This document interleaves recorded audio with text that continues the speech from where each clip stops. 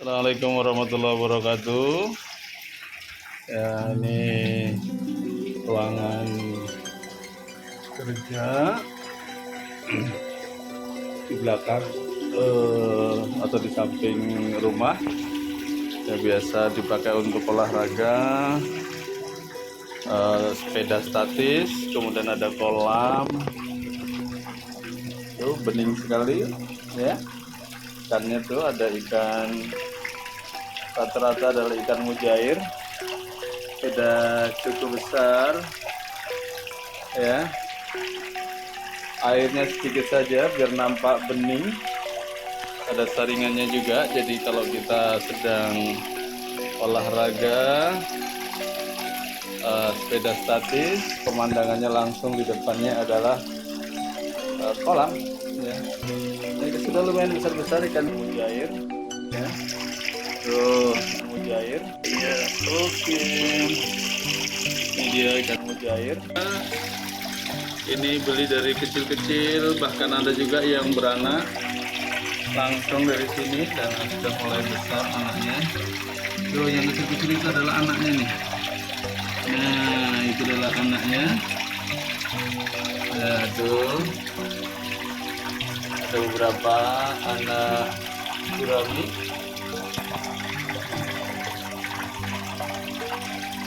Oh dia sudah nampakkan.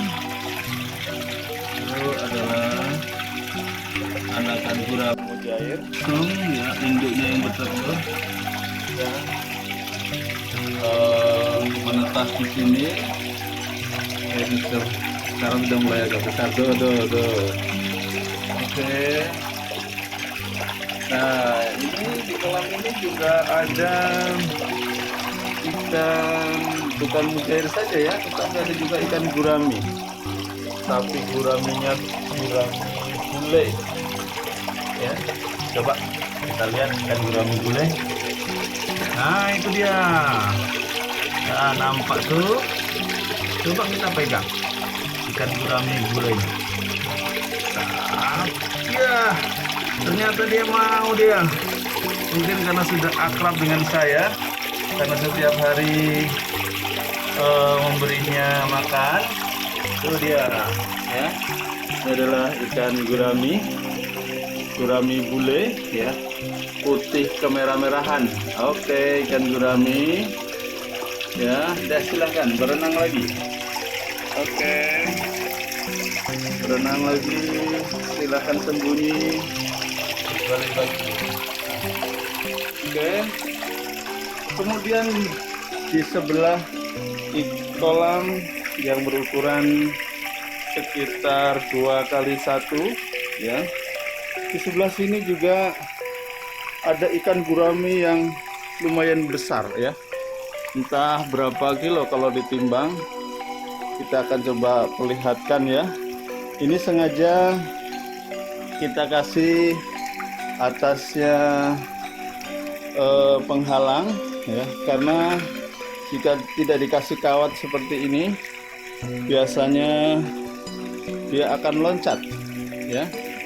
Oke, kita lihat apa ikannya masih ada atau tidak. Kita lihat, kita buka. Alhamdulillah, adanya enceng gondok ini membuat airnya menjadi jernih, ya. Tuh dia, nampak nggak? Tuh nampak kepalanya. Tuh kan, jelas kan? Nampak kepala ikan gurami. Oh, lumayan besar, ya. Kita lihat tuh. Nah, airnya memang kita terus biarkan hidup agar ada sirkulasi dan kecukupan oksigen. Nah, kita lihat, ya. Kita sisihkan dulu daun enceng gondoknya agar nampak terlihat jelas ikannya. Oke guys, sudah jelas ikannya? Sudah ya, tuh nampak besar sekali ikannya. Ya, coba kita pegang ikannya. Oh, ini dia nih, ya. Ini ikannya. Tuh lihat tuh. Sap. sudah besar sekali ikannya ya. Nah, itulah ternyata kita ini dengan hewan pun bisa akrab kalau kita biasa baik dengan hewannya. Tuh dia, tuh kepalanya, tuh ikannya. Nah, lumayan besar ya. Tuh. Ini dia kepalanya ya, ikannya. Ya besar sekali dia ya. Tuh dia. Ya, oke, sudah terlihat. Kita kembalikan lagi. Enceng gondok ya, ini berfungsi sebagai pendingin, kemudian juga makanan. Nah, kita lihat nih, ini contoh eceng gondok yang daunnya yang seperti busa-busa seperti ini bisa dimakan langsung ya oleh ikan. Nih sampai habis. Oke, kita lihat lagi contohnya. Nih kan, nih juga nih yang ini ya, jadi dimakan oleh ikan. Ini contoh nih, ini contoh baru saja, ini masih baru nampak. Ini dimakan oleh ikan. Jadi ikan gurami itu suka dengan bagian bawah ikan enceng gondok tuh, nampak bolong-bolong ya, itu bekas dimakan ikan. Oke, jadi air yang dari kolam kecil kita alirkan ke sini, kemudian akan kembali lagi ke bawah ya. Kita kembalikan agar ikan yang besar tadi tidak lompat ya. Kita kembalikan posisinya. Oke. Dan sebelahnya ada ikan kecil, ada kolam kecil. Oke ya. Tuh. Kolam yang pertama 2x1, kolam yang kedua 1x1. Ada ikan gurami, kemudian kolam yang ketiga. Ini cuman sekedar di pojokan aja kecil. Kita lihat ikannya apa? Sana ada air. Nah, nampak juga ada ikannya ya. Nampak jelas. Jadi ikan yang ada di kolam kecil ini ya. Ini terdiri dari ikan komet dan juga ikan mujair ya. Sebenarnya kolam yang kecil ini, segitiga ini, dulu kita buat sebagai tampungan sementara pada saat ada ikan mujair yang beranak, menetas ya, telurnya menetas, beranak kecil-kecil seperti lidi ya. Karena kita sudah pengalaman sebelumnya, ikan yang kecil-kecil itu beranak jumlahnya banyak, mungkin ada 50 hingga 100 anak. Tapi lama-lama hilang, habis. Baru kemudian kita teliti, kita amati, ternyata ikan yang kecil-kecil itu dimakan oleh induknya ya. Jadi dimakan oleh induknya sehingga habis. Jadi ibunya ini kanibal pula rupanya, dia mau memakan anaknya sendiri. Jadi dari situlah maka kemudian kita buat kolam sederhananya. Samping ini ada sepertiga ini ya. Kita pindahkan anak-anak yang baru menetas ya. Kita pindahkan dari kolam utama sini yang 2x1. Kita ambil, kita serok saja pakai serok seperti ini ya. Kita ciduk ya, gampang saja kita ciduk. Nah, baru kemudian kita pindahkan. Serok ini juga berfungsi untuk membersihkan kotoran ya. Karena banyak kotoran-kotoran bekas, kotoran atau tai ikan ya. Ini bisa kita bersihkan sehingga kejernihan kolam ini tetap terjaga dan kita senang melihatnya. Karena nampak jelas ikan-ikannya, terlihat jelas, airnya bening ya. dan tidak ada atau bersih dari kotoran. Ini kita lihat nih ya, kotoran-kotoran ikan banyak, kita bisa ambil, kita bisa buang. Tuh banyak kotorannya ya. Jadi kalau kita rajin membersihkan ini kolam ini dari bekas-bekas kotoran ikan ya, maka kejernihan, kebersihan ya, kolam ikan ini tetap terjaga ya, terjaga dan tentu membuat enak untuk dipandang. Nah ini dia ya. Nah, oke ya. Jadi kotoran-kotorannya langsung tersaring, langsung kita ambil. Nah kolamnya jadi bersih. Oke guys ya, kita lihat kolamnya jadi bersih, tidak ada lagi kotoran-kotoran ikan. Oke, ini pompanya ya. Pompa ini kita buat mengalir ya, langsung kita bolongin di sini dan mengalir di tengah dan juga di samping. Itu dia ya, airnya cukup kencang. Ini harus selalu hidup pompanya, karena kalau pompanya nggak hidup ya, ikannya bisa mati ya. Ikannya bisa mati. Dari sini kemudian biar tidak tumpah, kita alirkan ke bawah. Nah kemudian airnya kembali lagi di kolam yang pertama. Nah itu dia, kembali lagi di kolam yang pertama, kemudian tersedot lagi oleh pompa ya, kemudian naik ke atas lagi, begitu dan begitu seterusnya, terjadi sirkulasi air ya, terjadi sirkulasi air sehingga ikannya senang ya, selalu segar, kotorannya juga tersaring ya, ikannya juga sehat. Oke guys, saya juga menanam tales ya. Nah di sini ada beberapa tanaman tales. Ini ya selain berfungsi agar dingin ya, terlihat hijau, tapi sesungguhnya tanaman talas ini ditanam tujuannya adalah untuk digunakan sebagai makanan ikan ya. Kita sama-sama tahu, jadi ikan itu terutama ikan gurami itu senang sekali mengkonsumsi daun talas. Jadi ini juga bisa mengurangi pengeluaran ya. Jadi kita tidak harus beli pur yang banyak, tetapi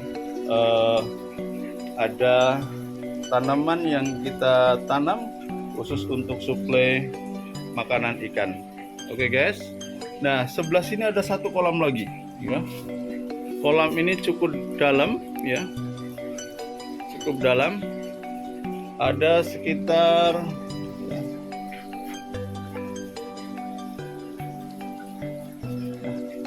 ya, mungkin ini 1 meter lebih, 1 meter lebih ya. Ada sekitar 1 meter 20 cm mungkin ada. Nah di atasnya saya tanam kasih enceng gondok. Di dalam sini ya, ini ada ikannya, namun ikannya tidak terlihat ya. Dia sebenarnya terlihat pada saat dikasih makan ya. Kami biasanya sore hari dan pagi hari memberi makan. Di dalam ini ada ikan patin dan juga ikan bawal ya. Dan alhamdulillah walaupun di kolam yang ini tidak diberi pompa, tidak ada sirkulasi air, tetapi ikannya tetap hidup, tidak mati, dan airnya relatif bening ya. Airnya relatif bening. Allah alam mungkin apakah karena faktor adanya rumput enceng gondok ini ya. Ini sudah tinggi-tinggi ya, bahkan kalau ini nanti sudah tua, enceng gondok ini akan berbunga ya, berbunga dan cantik. Dan satu lagi guys, saya tidak menyangka ternyata tanaman saya sudah menghasilkan ya. Saya menanam timun sudah buah besar betul. Jadi ceritanya ini nih, satu, ini ada lagi dua ya, satu lagi, ini tiga. Ini persis di atas kolam di Parapara. Jadi saya baru saja pulang ya, 4 hari dari luar daerah, dari Medan. Sebelum berangkat saya tidak menemukan ya bahwa tanaman timun saya berbuah. Pas tadi saya pulang tengok ke belakang, rupanya berbuah, bahkan sudah dimakan oleh binatang. Entah apa nih yang makan nih, mungkin tikus ini. Dipetik saja. Oh iya, ini ada istri saya. Ini diambil aja. Oke, tolong pegangin dulu. Nah, oke guys, kita akan panen ya. Ini adalah timun ya, yang kami tanam. Alhamdulillah sudah membuahkan hasil. Bismillahirrahmanirrahim. Ya, ini guys ya, alhamdulillah sudah berbuah ya. Ini mungkin umurnya 4 hari, nggak lebih ya. Yang jelas kalau nggak kelihatan gitu. Ya mungkin sekitar 1 minggu. Yang jelas kemarin saya keluar daerah, nggak tahu kalau Nggak sudah berbuah, memperhatikan. tidak memperhatikan. Oke ya, apakah yang ini juga diambil? Ambil ya? Hah? Sedekah aja dulu. Oh iya, yang ini karena sudah digigit oleh tikus ya, kata istri saya, ya biarin aja lah buat sedekah binatang, buat tikus, siapa tahu nanti dari sini bisa tumbuh lagi ya. Jadi memang di atas kolam ya, saya buat apa namanya, para-para atau apa istilahnya. Jadi di atasnya saya kasih jaring-jaring dari kawat ya, dari kawat ya. Kemudian saya tanam tanaman merambat, yaitu timun ya. Timun, nah ini dia, ini buah yang masih kecil. Saya tanam timun ya di bawah sini. Nah itu pokoknya, pokok tanaman timunnya merambat ke atas ya, merambat ke atas tuh. Dan ternyata sudah berbuah ya. Oh ini ada lagi nih ya. Ini ada lagi nih, nih timun, tapi masih kecil. Nah, mungkin ini sekitar 1 minggu lagi ya, dia akan besar dan bisa dimakan ya. Oke guys, inilah penampakan daripada kolam sederhana saya ya, ya sebagai buat hiburan juga lah ya, karena terkadang ya dalam kita beraktivitas rutinitas sehari-hari ada juga rasa bosan ya, tapi dengan adanya kita ya membuat seperti ini, ada kolam, ini menjadi satu hiburan tersendiri buat kita semua. Oke guys ya, mungkin teman-teman juga bisa membuat hal yang sama ya, tidak perlu modal besar, yang penting adalah ketelatenan saja. Oke, terima kasih, semoga bermanfaat untuk kita semua. Jangan lupa like and subscribe untuk saling mendukung channel kita semua. Buat teman-teman yang punya channel, boleh diinfokan untuk sama-sama kita saling mensubscribe agar ya channel kita bisa sama-sama maju. Terima kasih guys. Assalamualaikum warahmatullahi wabarakatuh.